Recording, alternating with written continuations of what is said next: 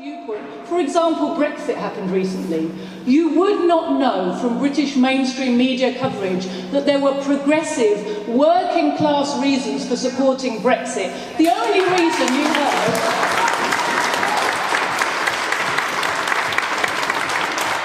I didn't know. The only reasons that are given in the media are right-wing, nationalist, racist reasons. But the reasons that the working class had for voting for Brexit were never expressed. And after the ruling class lost that vote, were shocked to find that they could lose a vote when they told us how to vote and we didn't go along with it.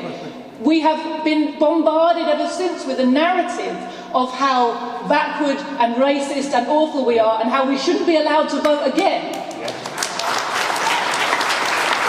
The people that distrust the democratic process the most are the elites, okay? Because so much has been taken away from us. And the only thing we're left with the ballot box. And now they want to manipulate that also. And that's what terrifies them. Joe, I'm going to put you on the hot spot here. Why did journalists go along with it? Explain. Well, there's one journalist that's filled in the omissions. Yes. He's in, I saw him today in that cage, in Woolwich Crown Court.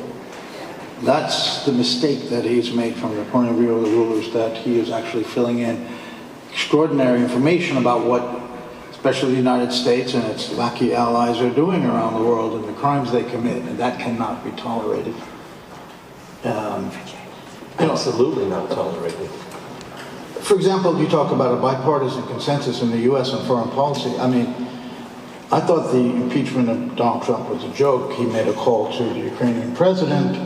That's something he shouldn't have done. It was a blunder that the Department of Justice should have dealt with. Biden, who definitely should be investigated. Quid pro quos never happen. Right, that's the routine way of foreign policy. I mean, I can go on and list so many examples of that. John Bolton going around threatening the children of the OPCW director, and also going around the world, if you don't conclude a bilateral treaty with the U.S. on the ICC, we're going to cut off aid. So that's absolutely. But I do think, and you may not agree, that Donald Trump, and he's not the worst president in history, but he has committed war crimes, at least his administration has. For example, saying, we're going to steal Syria's oil. That's against the 1905 Hague Convention. That's called pillage. The drone assassinations of Soleimani and innocent civilians. There's also recognizing the colonies in the West Bank of Israel as being legal is a violation of the Geneva Convention.